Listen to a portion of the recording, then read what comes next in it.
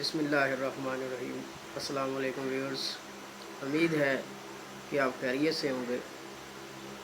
تو ایک نئی ویڈیو کے ساتھ آپ کا ساتھی غلام مصطفیٰ حاضر خدمت ہے۔ تو آج کی ویڈیو کا جو موضوع میں نے بنایا ہے وہ ایک بڑا اہم موضوع ہے جس پہ سوچنے کی بڑی ضرورت ہے۔ اس موضوع کی طرف بڑھنے سے پہلے آپ سے گزارش ہے کہ میرے چینل کو سبسکرائب کریں، لائک کریں اور شیئر کریں۔ تو آئیے ویورز اس ٹاپک کی طرف چلتے ہیں، اور وہ ٹاپک کیا ہے جس کا عنوان جو میں نے خود ترتیب دیا ہے کہ آخر وہ کیا وجہ تھی جس نے ان کو بدحال کر دیا۔ تو میں سالوں سے سوچ رہا تھا کہ ہنستا بستا گھر، مال و دولت، بہت زیادہ فصلیں، دانا دن کا، خوشحالی، تو یہ ساری چیزیں ہونے کے باوجود آخر وہ بدحال کیوں ہو گئے؟ وہ مانگنے پہ مجبور کیوں ہو گئے؟ وہ فاقوں کا شکار کیوں ہو گئے؟ ان کی زمینوں نے فصلیں اگانا جو ہے، فصلیں اگاتی تو رہی لیکن اس میں وہ جھاڑ نہیں ہوتا تھا جو پہلے تھا، وہ فصل نہیں دے رہی تھی جو پہلے دیتی، وہ نفع نہیں دے رہی تھی جو پہلے دے رہی تھی۔ ان کے جانور بیمار ہوتے رہے، مرتے رہے، آخر نوبت جو ہے وہ فاقوں تک جا پہنچی۔ سب کچھ دیا ہے لیکن رزق میں برکت نہیں ہے، تو آخر اس برکت اٹھ جانے کی وجہ کیا ہے؟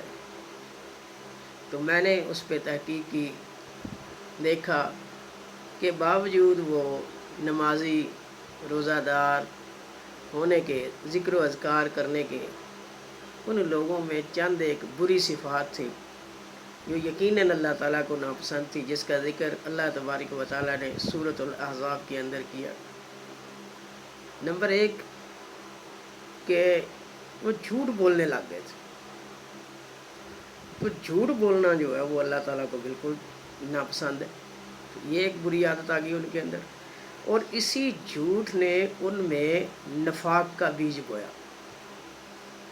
اور اس نفاق کے بیج نے ان کو عیاں کرنا شروع کر دیا، نہ صرف لوگوں کے سامنے بلکہ اللہ تبارک و تعالیٰ کے سامنے۔ جھوٹ اور نفاق کے بعد اگلی جو ان کے اندر بات آئی کہ انہوں نے تجسس کرتے ہوئے لوگوں کی برائیوں کی ٹو لگانا شروع کر دی، سخت ناپسند چیز اللہ تبارک و تعالیٰ کو۔ اور تیسری اس بات کے ٹو لگانا اللہ تعالیٰ کو واقعی ناپسند ہے، اس کے ساتھ ساتھ انہوں نے یہ بھی کیا کہ انصاف کی بات کرنا چھوڑ دی۔ تو انہی 4 چیزوں کو لے کر کے، جھوٹ، نفاق، انصاف کی بات نہ کرنا اور لوگوں کی ٹو لگانا، عیب جوئی کرنا، تو میرے تو خیال میں انہی 4 وجوہات کی بنا پہ اللہ تعالیٰ نے ان کے رزق سے برکت کو اٹھا لیا۔ وہ جو کبھی دیتے تھے لینے والے بن گئے، وہ جو کبھی امیر تھے غریب بن گئے۔ تو شاید ہم اس کو اپنی چالاکی سمجھتے ہیں، اس کو اپنی سیاسی چال سمجھتے ہیں کہ لوگ ہمارے ساتھ جڑے رہیں، ہمارا کسی کے ساتھ بگاڑ نہ ہو، ہم اسی طرح جھوٹ اور نفاق کے سہارے اپنی سلطنت کو قائم رکھیں۔ تو ایسا نہیں ہو سکتا، کوئی بھی سلطنت انصاف کے بغیر کامیاب نہیں ہو سکتی۔ تو ہمیں سمجھنا چاہیے اللہ تبارک و تعالیٰ کے جو احکامات قرآن مجید اور نبی کریم صلی اللہ علیہ وسلم کے ارشادات جو احادیث مبارکہ کی صورت میں ہمارے پاس ہیں، تو وہ جھوٹے تو نہیں ہیں، آخر ان کے پیچھے کوئی نہ کوئی حکمت ہے، کوئی نہ کوئی برکت ہے، تو جن کو اپنانے کی ضرورت ہے۔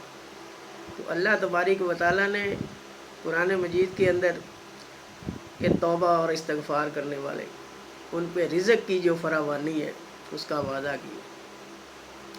تو نبی کریم صلی اللہ علیہ وسلم نے صلہ رحمی کا کہا۔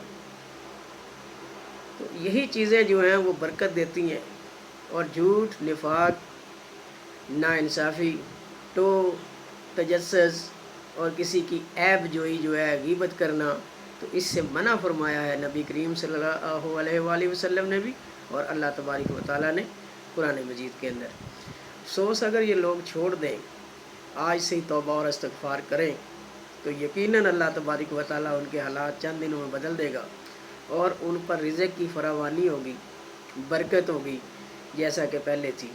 تو ہمارے لیے بھی اس میں سبق ہے کہ ہم بھی کسی ایسے کام میں نہ پڑ جائیں اور پھر کہیں سے تعویذ لیتے پھریں، کہیں سے علاج کراتے رہیں کہ یہ ہم پہ جادو ہو گیا، ٹونا ہو گیا۔ نہیں، دراصل آپ نے خود اپنے آپ پہ جادو اور ٹونا کر رکھا ہے۔ اس نحوست کا اثر ہے آپ کے اوپر جو آپ نے اپنے اندر پال رکھی۔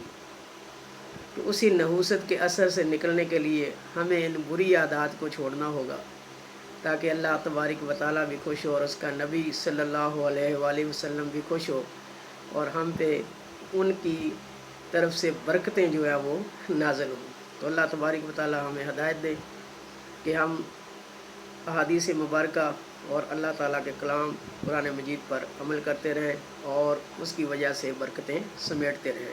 شکریہ جی۔